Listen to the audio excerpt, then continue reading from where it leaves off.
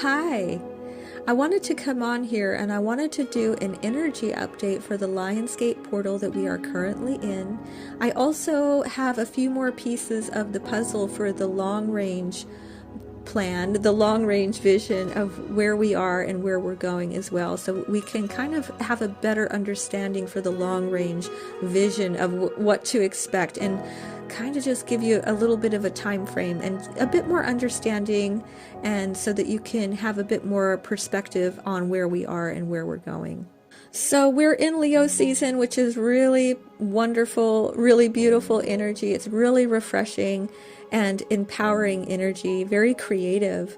We've just come out of a really powerful time as well. Leo and Cancer are very powerful because they're a dyad on the zodiac wheel here. They are, basically the polarity of the sun and the moon. And so it's a very powerful time as far as this, polarized energy of the feminine and the masculine. So when they come together like this, it's a very potent time, actually. So we had, a powerful time of purging in Cancer season, and now we're kind of getting that nice filled up energy, these high vibrational energies coming in now, and these really beautiful light codes. It's very creative. It's very, it's very powerful energy. I love the Leo energy. I always get my biggest downloads right here at this very time in Leo season, in this Lionsgate portal, because it's just so potent. It's such a powerful energy. The Leo energy, it's ruled by the heart. It's big, it's bold, it's authentic, it's real. Another thing about Leo season is it's the fifth zodiac sign. And actually the fifth element is significant here, right? So we have the four elements of earth, fire, water, and air. And then after that comes the fifth element. And the fifth element is ether. It's the spirit body. Now that spirit body actually dwells in the sun. And essentially when we come here, until we get to a certain point, we actually don't have our soul intact connected with our physical body. And so we're actually more operating from the mind, we're operating from the ego. But when we have an ego death, when we're on this spiritual ascension, we are able to start receiving those light codes from the sun. And in those light codes is actually your soul, it's your spirit. It has to be built, it has to be absorbed. And so it's no surprise to me that Leo, being the fifth zodiac sign, who, rules the heart, is ruled by the sun, is the fifth zodiac sign, which definitely is a representation of that fifth element, the spirit. Fire is a very spiritual element as far as the likeliness of what the spirit is made of. So the spirit, the ether, is a mixture of both fire and water. And so it's a mixture of gold and silver. It's these two chemistries. When you put them together, it creates the ether. And so that's what the spirit is made of. And so it's right now is an incredible time to be receiving these light codes. And in those light codes is your soul. You're literally going to be embodying more of your spirit body. So this is truly such a potent time. So right now during the Leo season and the Lion's Gate and beyond, all through the Leo season, we are going to continue to get filled up with these really high vibrational energies, the solar energy, because that's Leo, right? This is a very strong energy. It's the Christ consciousness energy, the heart, that is the glue. That's the place where God dwells. It's in the heart chakra. And so this is a very potent and powerful time, again, because the fixed signs are stabilizers. Like I said, it's the glue, and Leo is strong enough to hold it all together. That's Leo's job, really, is to be the glue, to hold it all together, and to give us this really expanded heart, centered expansion and to receive these solar light codes. So it's such a powerful time. And then, like I said, we're going to have these breakthroughs, these turn of events that are going to transpire through this cycle, especially when we get to the full moon. That's always that moment where it's that explosive energy.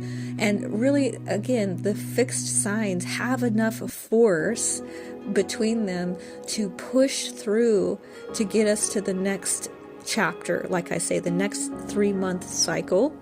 And, it's a fixed sign, it's a fire sign, and fixed signs and fire signs are the most powerful. So we're in a really powerful time right now. So, what we've got going on here is that we've got the Aquarius full moon coming up. And this is really going to be a big time for things to really have a big change. It's a trigger, basically. It's a big trigger moment that's going to start revealing what is going to be kind of like demanded of us at this point, right? There's no getting around it. We're in a forced transformation this whole year. And so we are actually being demanded that we make these changes. And this is really a trigger for that change. It's a big revealing of our next breakthrough. This full moon is going to be very explosive, and it's going to set the stage for the next 3-month cycle that we're going to enter into, basically. So the fixed signs are those power points of energy that's going to be very explosive, again, because the fixed signs are stabilizers, but they're also very, very potent energy. They're very powerful energy. So the first one that we had during this zodiac cycle was in Taurus season. That's the first fixed sign out the gate. It's the second zodiac. And Taurus is a very powerful energy as well. And when we get to the full moons, so the new moons and the full moons are those power points as well. And so when we were in Taurus season, we had a very, very explosive Scorpio full moon. So that was the moment. There was a actual moment right there that things took a very dramatic turn. Okay, that's the other thing. These fixed signs are pretty dramatic. It's like a dramatic change. Boom. It's like, it was like a nuclear bomb, that one. That was absolutely massive. And this Aquarius full moon is also going to deliver a very powerful energy for us to have another breakthrough. So, here we go. We're going to have this full moon, and it's going to set that stage for this next cycle, because as we move into Virgo season at the end of this month in August, this is going to start the next chapter. When we get to Virgo season, this is sort of that halfway point as well. Once we get to the end of it, once we get all the way through Virgo season, we will be halfway through this zodiac cycle. And Virgo season as well is going to have the eclipse season. We have a lot going on in Virgo season that's going to start activating in the North and the South Node in Pisces and Virgo again. And it's going to take us through, the energy that we have during that Virgo season is going to take us through the rest of the zodiac cycle. So we had a very potent time in Pisces season as well, because that was the completion of the last zodiac cycle. And so right there is when we had our eclipses, and that took us through till Virgo season, because it goes for 6 months. And now Virgo season is going to basically take us through to Pisces season.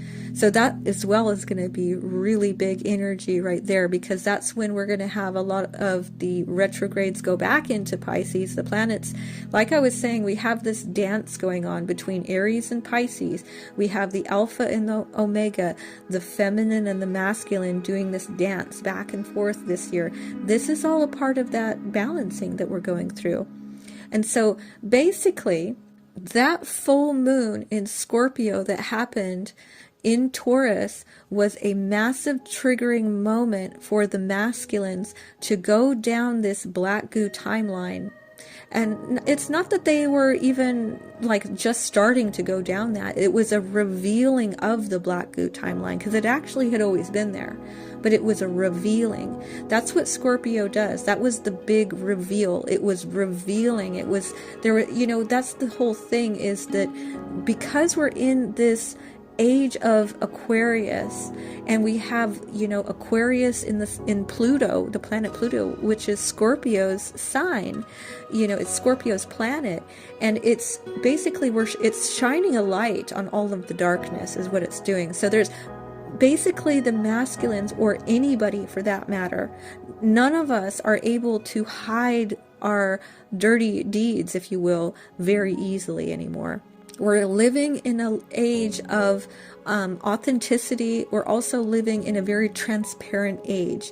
So the divine is really revealing this darkness. It's revealing it so that we can heal it. We really can't heal it until it's out in the open. So basically, we've been in the underworld. We've been living in an age of darkness, the dark ages. We're literally coming out of the dark ages. And we're at a point now where the light is being shown on the darkness. And so if you're on this twin flame journey, it's very important that this comes out and it be revealed, because it's not going to go away unless it gets exposed. The exposure has to happen, and the transparency has to happen in order for there to be healing. So it was a powerful part of this process. And that marked a 6-month period that we were going to go through. Okay, so Scorpio was, again, because it's a fixed sign. So keep an eye out for these fixed signs, because powerful things are happening during these fixed sign, zodiac sign seasons. And we're now in another one. So we're in another part of that. And I also just wanted to quickly go over Virgo season a little bit, because I'm going to be away. I'm actually leaving and going to be going to the US on the 27th of August. So I'm going to be visiting my older brother, who is a powerful Leo himself. He's also got a lot of Scorpio in his chart. So he's a triple Leo with his rising sun and moon, and then he's got a lot of Scorpio in his chart as well. So he's pretty powerful. He's also a fire dragon to add a bit more fire and more power to his chart. I'm also going to be visiting my first catalyst as well again. So I'm actually going to be staying with him, and we're going to be traveling around and doing some grid work. He's a wonderful guy. He actually is highly awakened, and he and I have a very special connection that's been the main catalyst on my own spiritual awakening. So he keeps activating me deeper and deeper.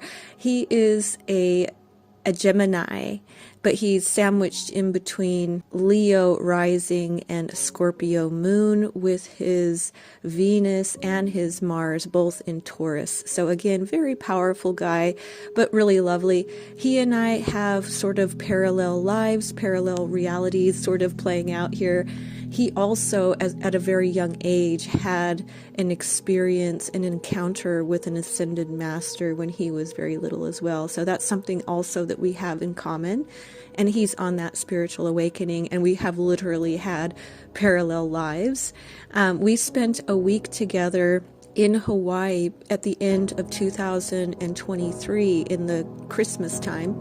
And it was a really amazing and magical time. We hadn't seen each other in, 20 years or something. And so he activated me even deeper onto my own twin flame journey. And it just happened to come back around again. So he's going to, I'm sure, without a doubt, be activating me deeper as well. We have a very platonic, a very loving relationship. It's very much like a brotherly, sisterly connection. And it's definitely a very powerful soul contract and soul connection. So we've always had a very deep connection, and so I always look forward to spending time with him.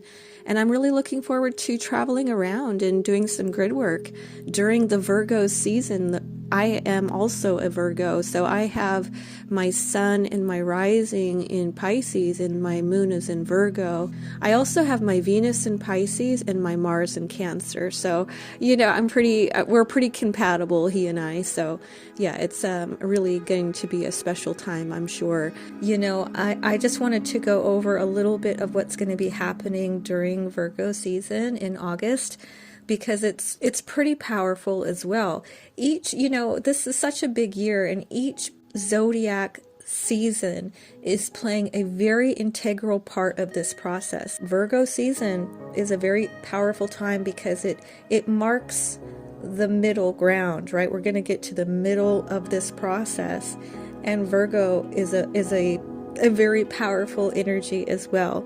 It's this grounding energy, and it has a very important function. But what I wanted to talk about is that we have an interesting thing happening in Virgo season. So at the end of August, on the 29th, we have the Chinese Valentine's Day coming, which is called Qixi. And it lands on a different day every year because it goes by the lunar calendar. And so it is always on the 7th day of the 7th month of the year. And it goes by the lunar calendar. And this year it lands on the 29th of August. And what's interesting, it's a very interesting story. It's very reminiscent to me of the twin flame journey. It's really about these star-crossed lovers that have been separated by the Milky Way. So the Qixi Valentine's Day is known as the Double Seven Festival. So the legend has it that in a celestial realm, there was a weaver girl who was a princess, and she fell in love with a cowherder, and this love was not allowed, but they were deeply in love. But this was a highly forbidden union, and they were actually punished for this love. This Qixi festival actually traces its roots back to astrology, and it goes back with the stars Vega and Altar representing the two lovers in a folk tale. So in the folk tale, Nu Lang is a handsome and kind cowherd who lived alone herding cattle and farming.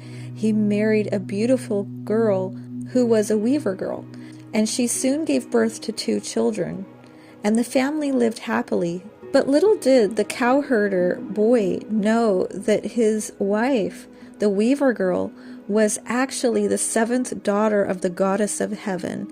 And the goddess was furious for the weaver girl for coming down to earth and marrying a mortal. The goddess found the weaver girl and forced her to return to the celestial realm, weaving clouds in the sky. The cowherder was very sad that his wife was taken, and he mourned daily with his children. The cowherder boy was told that if he killed the ox and put on the hide, that he would be able to fly up to heaven and find his wife. So the cowherder boy put on the ox's hide, and he took his children and started flying up to the celestial realms.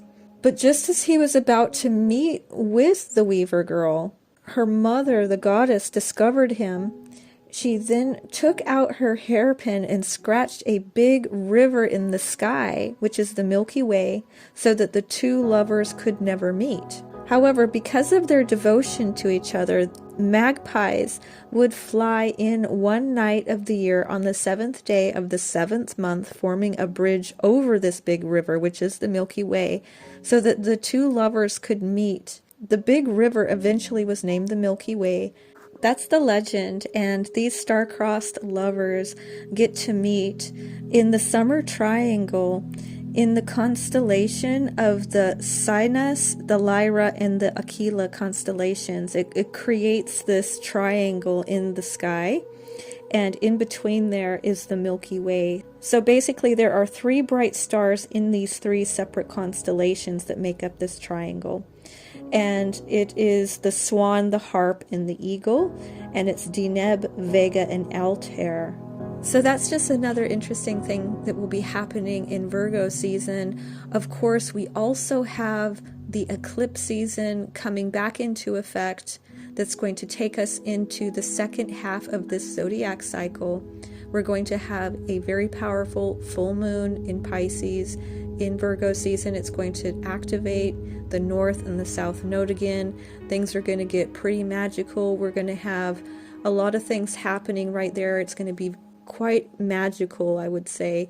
That tends to be the vibe when we get to Pisces with that type of an energy. We also have another thing happening that was happening in Pisces season, which is the planet parade is coming back. So that means that the planets are basically lining up, and this creates a very powerful portal. So the planet parade is going to be happening on the 10th of August here during the Lionsgate, right pretty much on this full moon as well, which is also going to be some more energy, because these energies, when the planets align, it creates a portal of energy. So it's really, really powerful right now. But it's also going to be happening on the 18th of August, when we might actually get to see it more clearly, actually, during the 18th of August. So yeah, pretty much all of Leo season is going to be pretty transformational, and this basically this full moon in Aquarius is going to be very potent. It's going to be very explosive, enough energy to push us into the next cycle basically. But here, if you have a look at this chart that I'd like to show you, so it's all pretty well marked out if you actually have a look at it here. So, what we have here is, the zodiac signs that are the mutable signs that are in that 3, 6, 9, and 12. Those are the magic numbers. The mutable signs are the gatekeepers. So at the end of Pisces season, the very last day on March 20th, that's the spring equinox. And then on June 20th, which is the last day of Gemini season, that's the summer solstice. And then on the last day of Virgo season, on September 22nd, that's when we have the autumn equinox. And then on the last day of Sagittarius season, on December 21st, we have the winter solstice.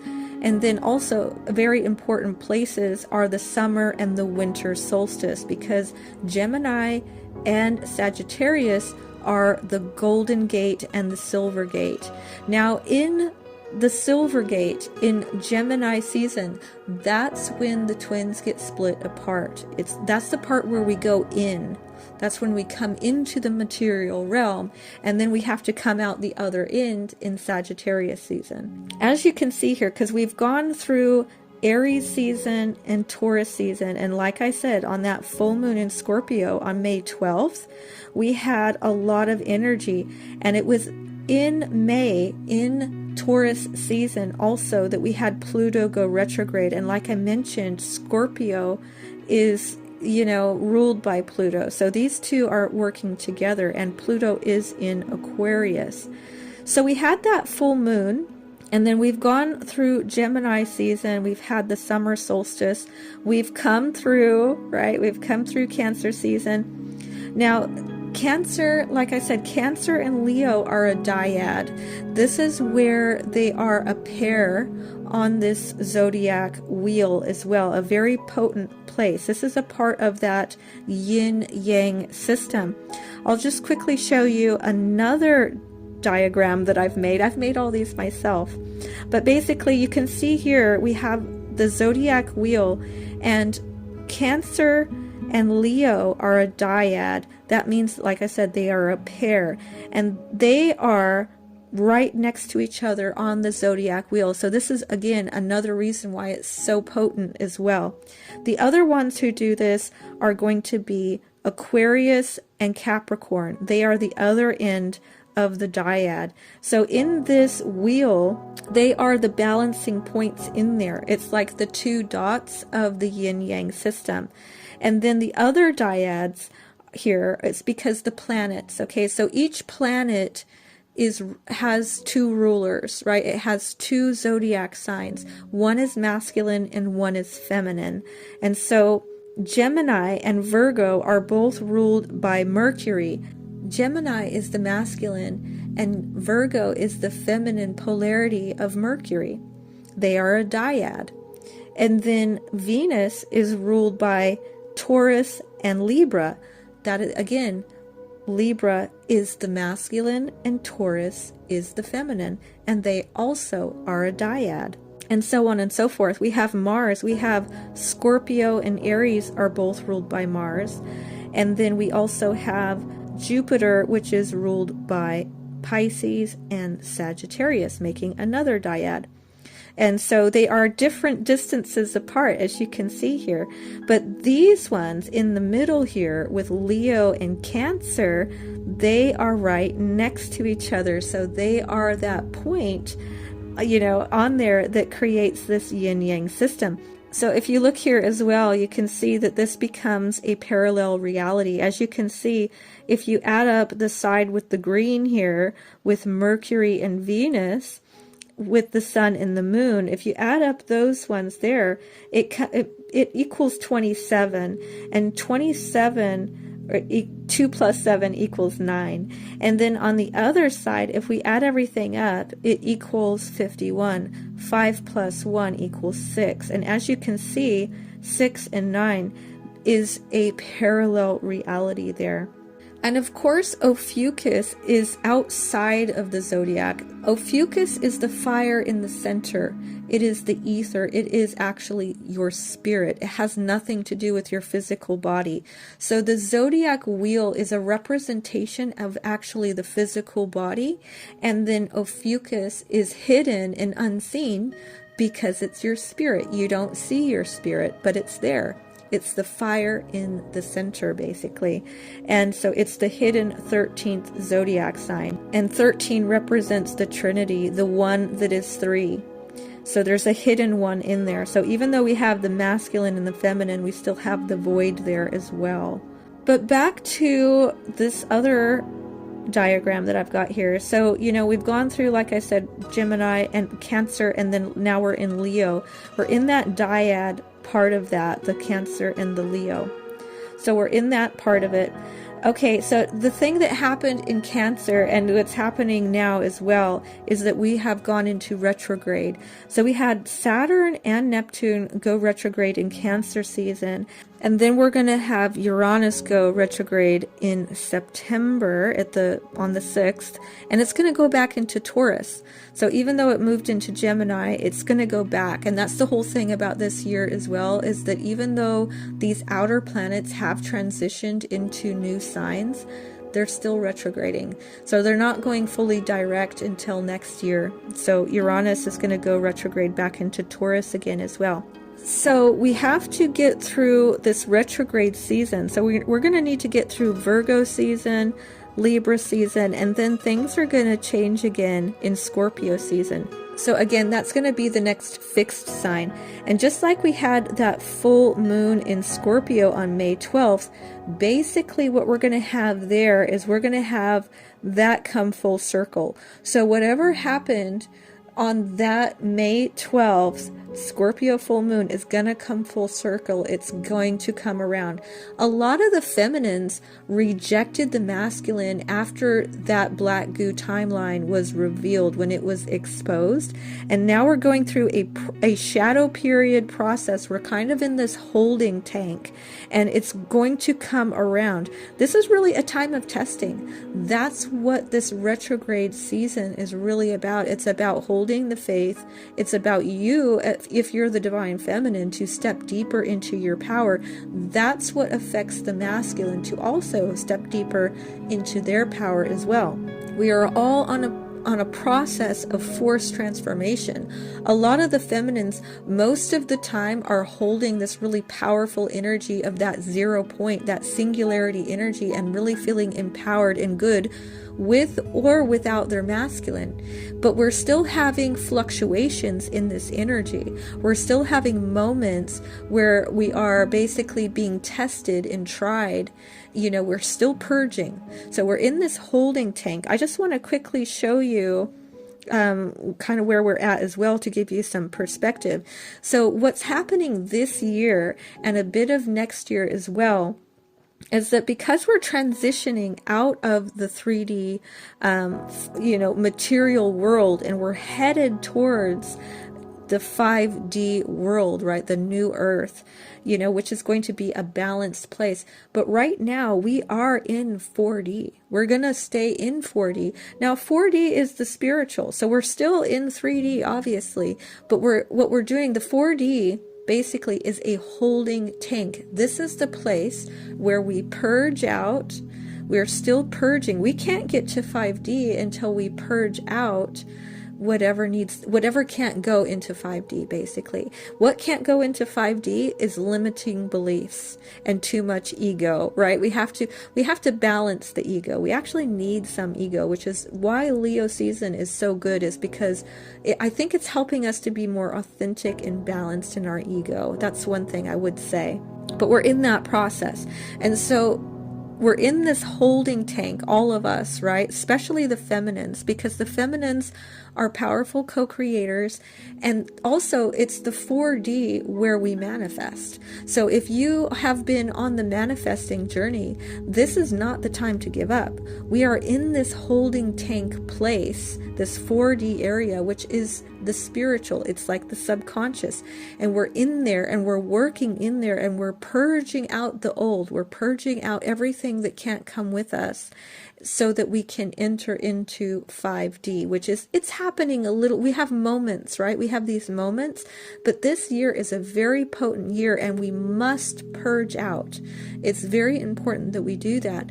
And we just had a big one. And then we're filling up with this high vibration, right? That's the other aspect of it, is we've got to get filled with the high vibration.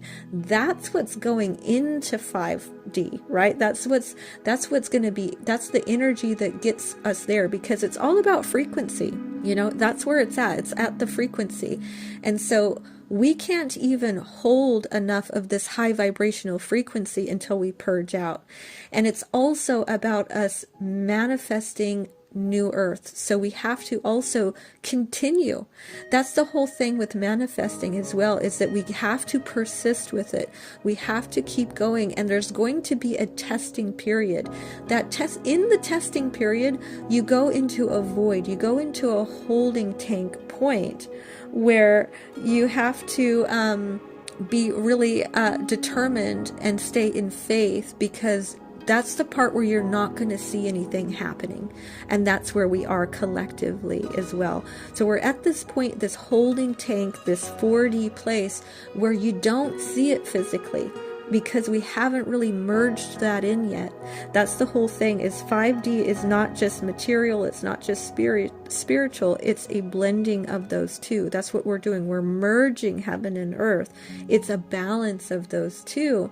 But before we get to it, there's this point where we don't see it, and we have to hold the faith. We can't give up, basically.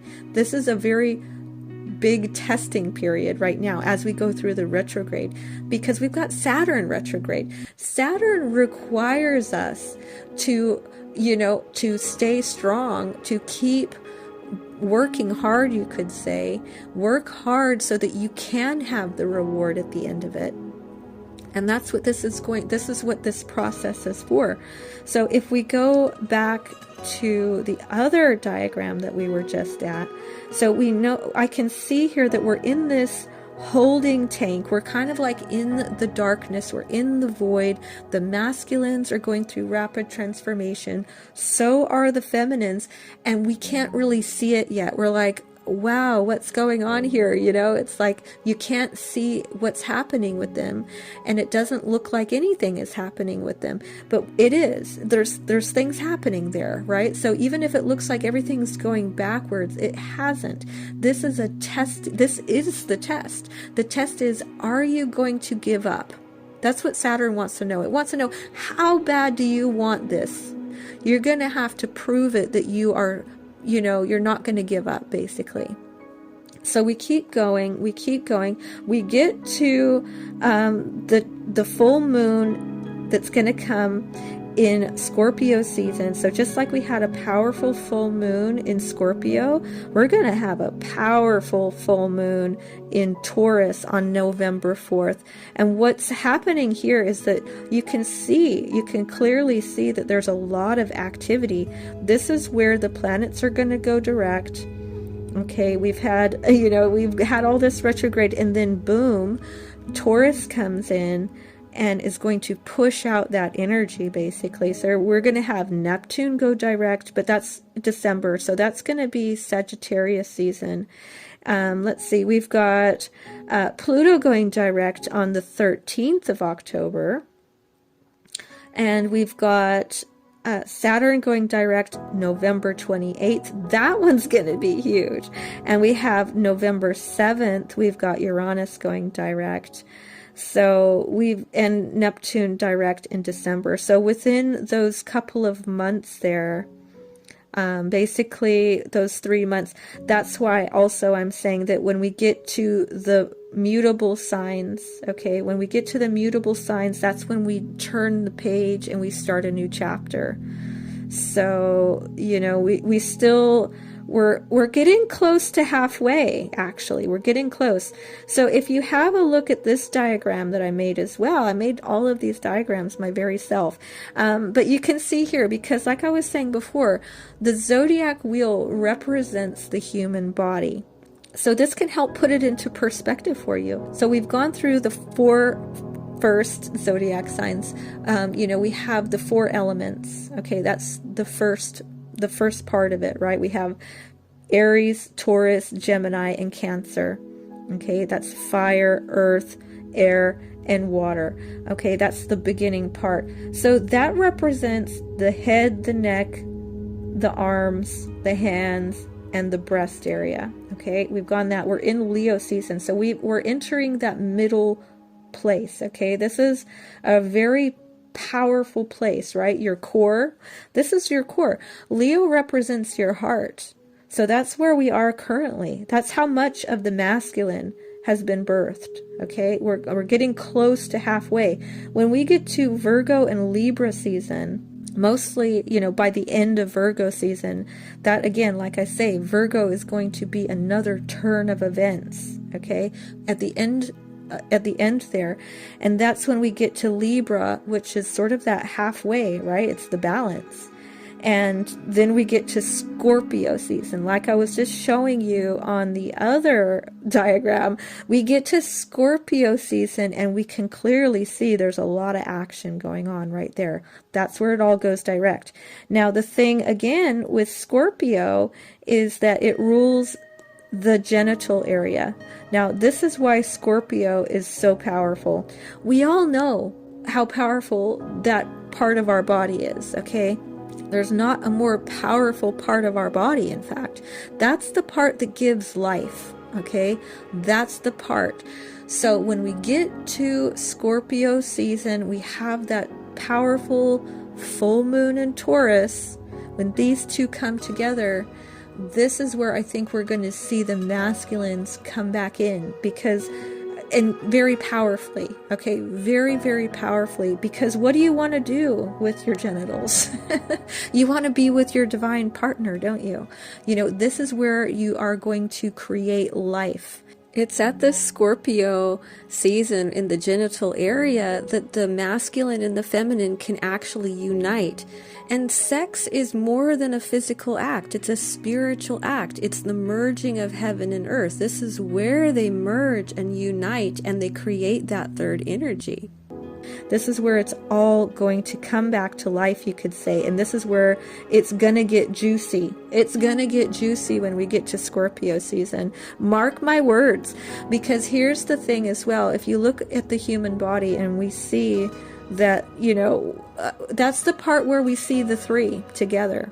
So on a woman's body, we have the ovaries, right? The 2 egg sacs on each side inside her body.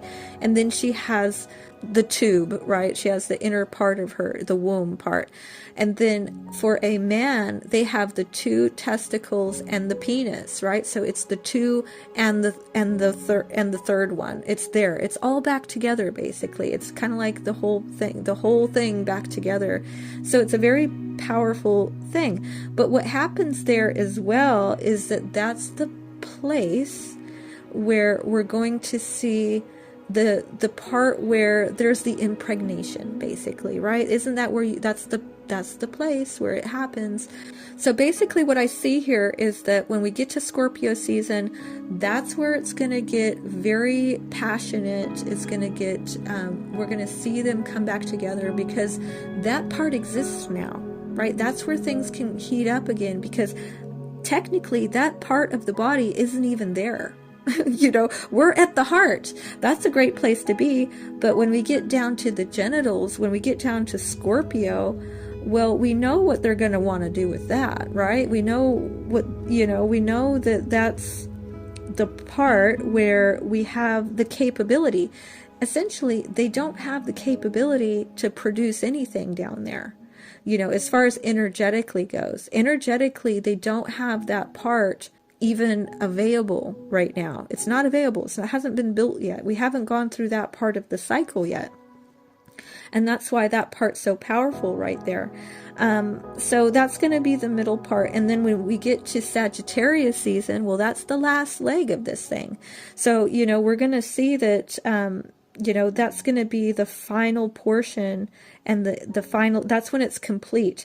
So you can see here that, you know, the number 6 represents completion, really. You know, it took 6 days to create the whole thing. The whole thing was done in 6 days. And so at the end, we have the 6. Now, in the middle, the 8 represents power. And up the top there, if we add up those zodiac signs in the beginning, you know, it equals 10 at the top, okay? And that represents the masculine and the feminine together, both of those energies. But it wasn't complete. It hasn't been fully completed yet. So again, it's not till we get all the way till the end of Pisces that they are going to be finished. So you want to think of it like that, like think, they're not even built yet. They haven't even been built yet. You know, energetically, they got birthed in Aries season, but, you know, we haven't gone through the whole cycle yet. We haven't gotten there. So yeah, back to that, we have, like I said, another chapter, turning a page in Sagittarius season. So basically Scorpio and Sagittarius. The other thing that happens right there in Scorpio and Sagittarius season, basically at the very beginning, or right at that cusp, right when they're switching signs, this is where the hidden zodiac sign Ophiuchus comes in right there. So just after Scorpio season, just at the beginning of Sagittarius, basically that first week of December, is the hidden sign Ophiuchus activating right there as well. And like I was saying before, this represents the fire in the center. This represents the spirit. So again, this is why this time of year is incredibly powerful. That's going to be a massive point right there in Scorpio season. Mark my words, mark your calendars for it, because it's going to get really powerful right about there. The other thing is that we've had Lilith in Scorpio since March 27th, and it's going to come out of that on December 20th, just a day before the winter solstice, when we enter the Golden Gate through the Sagittarius energy. And it's going to go into Sagittarius. So that's very potent. And so this Lilith in Scorpio is why the feminines are so fierce right now, because Lilith in Scorpio has got divine feminine energy all over it. Like, that's what that is. And that's why we've been stepping into this really powerful energy. But when Lilith goes into Sagittarius, in Sagittarius season, it's going to dramatically change the energy right there as well. So that's going to be very, very potent. So that's basically on that winter solstice, Lilith is going in Sagittarius. That's going to be phenomenal. Okay, and then we've got Capricorn and Aquarius. Things heat up again. Remember, when we get to the fixed signs. So what we are having right now with this powerful Leo energy, what we're having now is going to come full circle in Aquarius season again, because that's where we are going to have the full moon in Leo. So it's the other polarity, the other part of that.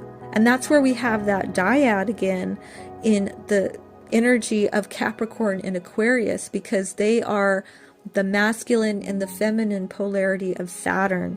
So again, on that yin yang scale, what we're having now is going to come full circle right there, basically. So we can see that being a very powerful time as we go through that energy. And during Aquarius season, we are going to be shifting out of the year of the wood snake and into the year of the fire horse on the 17th of February, just before Pisces season. And that's where also Neptune in Aries is going to go direct right there too. So that's going to be just really powerful, of course. And Pisces is always finishing that last chapter, which will take us into, that last chapter is Pisces, Aries, and Taurus again. So we come all the way back around, basically, into the next cycle. We have to really get through, because once we go through Pisces season and we enter the next zodiac cycle, because Aries and Taurus represent the divine masculine and the divine feminine right next to each other again. So this as well is very powerful. And so this is where everything is going to go direct, as far as the planets entering into their new signs fully. And also that is going to be the marking point of concluding that, bringing it all the way back, right? It's going to come all the way back around, basically, into the divine masculine and the divine feminine, because that's what we're building. We're not just building the masculine, we're building the divine masculine as well as the divine feminine, because the divine feminines are also on this journey. We're on this journey together. This is where the balance is actually going to be complete, basically. At least we're going to be in that energy to a much fuller extent. We should see the balance of that by the time we get to the next Scorpio full moon in the Taurus season, basically. That's what I see there, because Taurus and Aries, the first and the second sign of the zodiac together like that represents the divine feminine, the divine masculine. It's Mars and Venus. They're next to each other in the tarot. It is the Emperor and the Empress. Okay, so it's very important that we not only conclude and finish building the divine masculine, but also for them to come together. That's where they actually, after that, they can come together. And like I was saying before, Scorpio represents that genital area. That's the place where the magic happens. That's where the union can happen. That's where the merging of the masculine and the feminine takes place. That is the merging of heaven and earth. So we have a little ways to go. We have about 4 months. And what you want to do right now is you really want to go hard on, just focusing on yourself, focusing on your frequency. Stay focused on your own health, your own abundance, stepping into your own frequency. Keep manifesting. Don't give up. This is the time to keep going. Just keep going. If you're doing the becoming the one, don't give up. If you need to have a break, take a break, but keep going. Keep going, because it's going to, when it's going to show up? It's going to show up in Scorpio season. That's when it's going to come back in. And then we're going to finish off, and we're going to go all the way back to Taurus season. And things are going to be so different from there. Things are going to be much different. That's where the planets are all going to be fully in their new planet, right? They're going to be there. We're going to have the North Node change signs in a year from now. So we still have Leo season next year on July 28th. We have the North Node will be going into Aquarius next. So that also is a very potent marking point right there. So yeah, basically, just keep going. Stay strong. We're in a testing. This is the the next 3 to 4 months is a testing to see how bad do you want it. And it's a holding tank, like I said. It's a holding tank right now of purging. It's a holding tank of building the manifestation. That's how manifesting works. So you put your order in, right? You keep building momentum on that manifestation. You build it in actually the 4D. You build it, but then you have to essentially wait. There's a waiting period, right? So if you order something, there's a process that it goes to get that thing to you, and there's a waiting point. There's a waiting period, but it's actually, there doesn't have to be waiting. The only thing it's waiting for is for your frequency to match. And that's why we have to keep purging. So if we don't have that thing physically, it's because our frequency hasn't quite matched that yet. And we are in the process of matching that frequency. So we are in a holding tank of purging and being filled up as well, because that's the other part, is where we're receiving the light codes. We're in this holding tank so that we are matching the frequency of the 5D Earth, which is balance. We haven't gotten there yet. We just haven't. We're in the process of it. We're in a holding tank of it, and we are not meant to give up. I can tell you that. We're meant to remain faithful to it. The ones that are going to be successful are those that are not going to give up. A part of learning how to be a really master manifester is trusting in the process. And you do. You have to know, when I put this into my subconscious enough, it's going to manifest. It's not a matter of if it will, it's a matter of time. And we have to be okay with that. Divine timing will bring it up. And the funny thing is we're not allowed to actually see it happen. That's the other thing. So again, it appears like a test, but it's not actually a test. It's just taking your eyes off of it for a little bit. Okay, it needs you to do that. You're not even allowed to see how it comes in. It's always going to be a surprise. Just like the instant manifestation when I manifested the glasses, I didn't see it happen. I wasn't allowed to see the change. And even though it was that quick, it was that instant, I still wasn't allowed to see it happen. It's the same thing when it takes longer. You're still not allowed to see it. So what it will do oftentimes is it will disappear, right? So say you're manifesting a specific person, you're manifesting somebody, and it's going really well, and then something happens, and then you separate. Okay, you separate from them, and you think, well, oh my gosh, it didn't work. It's not happening. It's not, they're gone. They're not even here anymore. But actually what's happening is it's recalibrating. It's actually changing, but you're not allowed to see the change. And then it will come in kind of spontaneously. It will just come in kind of magically. Actually, it will just happen when you least expect it. And that's the other thing. A part of this testing is to stop looking. Literally, you've got to stop looking for it, because it won't manifest until you stop looking. And that's why oftentimes it will disappear until your frequency changes to the point where you stop looking for it. So oftentimes a lot of people start giving up, and when you give up and you stop looking for it, that's when it comes in. Because you're not allowed to do that. That's actually holding it back. And same thing for your twin flame. The more that you're waiting, the more that you're checking to see, what are they doing now? I wonder what they're doing now, right? We keep doing that. We keep looking, and we keep putting the energy and the focus on the 3D to see if it's changed, right? That's like the opposite of what we're supposed to do. We have to start being totally distracted. Just get out of that sort of habit of looking for it. When you stop looking for it, but you stay faithful. So I'm not saying give up on it. What I'm saying is it's more powerful to stay faithful and trusting the process and not looking.